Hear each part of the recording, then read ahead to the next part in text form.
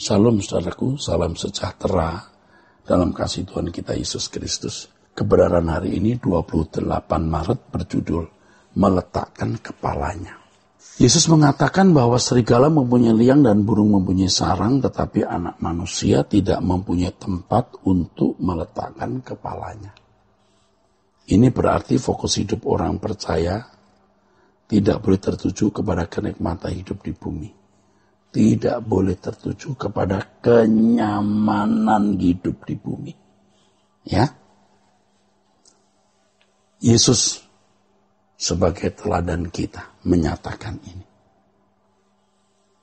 Tuhan mengajarkan bagaimana dirinya tidak memiliki kenyamanan seperti kenyamanan yang dimiliki manusia lain. Kalau seseorang mengikut Yesus, maka harus mengikuti jejaknya. Ya, kalau seorang mengikuti Yesus, maka harus mengikuti jejaknya. Dengan pernyataan Yesus tersebut, dimaksudkan agar orang percaya tidak mengharapkan kenyamanan di bumi. Serigala mempunyai liang, dan burung mempunyai sarang, tetapi anak manusia tidak memiliki tempat untuk meletakkan kepalanya. Jadi orang percaya tidak boleh memfokuskan diri pada kehidupan sekarang di bumi, tapi menaruh pengharapan penantian untuk dipindahkan ke langit baru, bumi baru. Ya saudara, harus selalu diingat bahwa Tuhan Yesus pergi menyediakan tempat bagi kita. Kalau Ia sudah menyediakan tempat bagi kita, Ia akan datang menjemput kita, supaya di mana Ia berada, kita juga berada.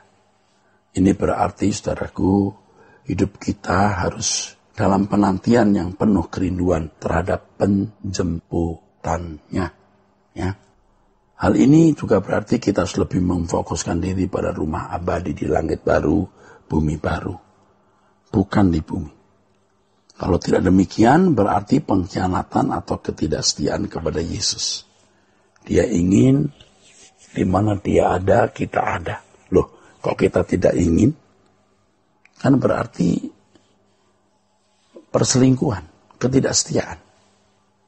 Sebagai orang yang menumpang di bumi, kita tidak boleh merasa memiliki sesuatu apapun di bumi ini. Bagi kita yang penting adalah dapat menjalani hidup untuk disempurnakan seperti Bapa atau dikembalikan ke rancangan semula Allah, serupa dengan Yesus. Akhirnya atau selanjutnya kita menolong orang lain mengalami perubahan yang sama seperti yang kita alami. Dan itulah pelayanan yang sesungguhnya. Keadaan kita sebagai orang yang menumpang di bumi adalah untuk dipersiapkan mewarisi kerajaan surga. Tidak ada hal yang lebih besar dalam hidup ini kecuali dibentuk atau diproses terus oleh Roh Kudus agar layak menjadi anggota keluarga kerajaan surga. Dari kalimat bahwa kita orang yang menumpang di bumi, yang dikatakan dalam 1 Petrus 1 ayat 17, itu menunjukkan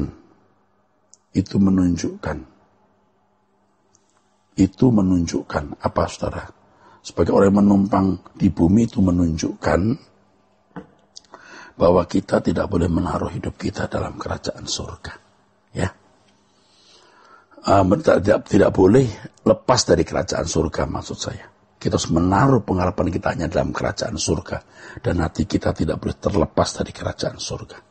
Kesadaran terhadap fakta ini dan sikap yang menerima dengan tulus realitas ini tidak mudah. Sebab pada umumnya orang merasa bahwa hidup ini adalah miliknya. Ya. Kalimat serigala mempunyai liang dan burung mempunyai sarang, tapi anak manusia tidak mempunyai tempat untuk meletakkan kepalanya, menunjukkan gaya hidup Yesus yang harus kita teladani. Dia tidak punya kerajaan di bumi ini. Ingat ini kalimat. Dia tidak memiliki kerajaan di bumi ini. Dan Tuhan mengatakan dengan tegas bahwa kerajaannya bukan dari dunia ini. Kerajaannya tidak ada di bumi ini. Kerajaannya ada di dalam surga. Bumi telah terhukum, ya, menumbuhkan onak dan duri. Dari pernyataan Tuhan Yesus bahwa serigala mempunyai liang, burung punya sarang, anak manusia tidak memiliki tempat untuk meletakkan kepalanya, menunjukkan bahwa dia adalah manusia yang tidak bermilik. Dari pernyataan tersebut diajarkan kepada kita bahwa ya kita harus berani ikut dia, ya berkeadaan sama seperti dirinya. Oleh sebab itu kita harus benar-benar siap untuk meninggalkan dunia ini. Orang yang tidak berani meninggalkan dunia tidak akan pernah bisa mengikuti dia dengan benar. Pernyataan bahwa Yesus tidak memiliki tempat untuk meletakkan kepalanya menunjukkan bahwa Yesus yang kaya dijadikan miskin supaya kita yang miskin menjadi kaya oleh karena kesediaannya menjadi miskin. Kita yang miskin jadi dia yang kaya menjadi miskin supaya kita yang miskin menjadi kaya oleh kesediaannya menjadi miskin. Tentu ini bukan kekayaan yang bersangkut paut dengan materi, tapi kekayaan abadi, karakter, moral, ya, keagungan, kepribadian. Saudaraku sekalian, jadi kekayaan yang dimaksud di sini adalah keselamatan dalam Yesus Kristus, yaitu kesempatan menemukan kembali kemuliaan Allah yang hilang atau dikembalikannya ke rancangan semula. Yesus datang ke dunianya untuk bekerja bagi Bapa di surga. Tidak ada hal lain yang dikerjakan selain melakukan kehendak Bapa dan menyelesaikan pekerjaannya. Kehidupan di bumi adalah kehidupan untuk bekerja. Dari kehidupan Yesus selama di bumi, segala sesuatu yang dilakukannya hanya untuk menyelesaikan misi yang Bapa percayakan kepadanya. Kepada Yesus maksudnya. Dan sekarang kita hidup juga harus untuk memenuhi misi yang Bapa berikan kepada kita masing-masing. Ketika kekristenan disejajarkan dengan berbagai agama, kekristenan ditampilkan sebagai agama yang menyajikan kehidupan nyaman di bumi, itu suatu penyesatan, penyimpangan maksudnya. Ya, ini konsep agama yang merusak kekristenan.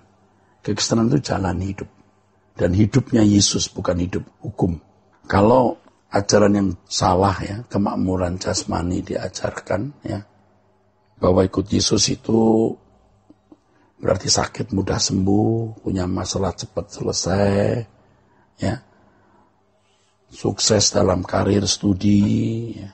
Karena Tuhan baik dan berkuasa, mati masuk surga, ya banyak orang mau jadi Kristen, saudara. Tapi kalau Kristen ditawarkan sebagai jalan salib, harus mengenakan hidup seperti kehidupan yang Yesus kenakan, nah itu mungkin orang jadi keberatan, tidak bersedia. Iya. Tidak bersedia. Kok susah amat? Oh bukan susah, mustahil. Bukan yang susah, mustahil. Tetapi yang mustahil bagi manusia tidak mustahil bagi Allah kalau seseorang sungguh-sungguh bersedia. Sungguh-sungguh bersedia untuk mengikut dia. Dan kalau sudah sungguh-sungguh mau ikut dia berarti mengasihi Allah. Dan Allah akan bekerja dalam segala hal mendatangkan kebaikan bagi orang-orang yang mengasihi Allah seperti itu. Nah ini saudara. Nah diharapkan kita ya tidak takut menghadapi kesulitan. Ya. Tidak takut.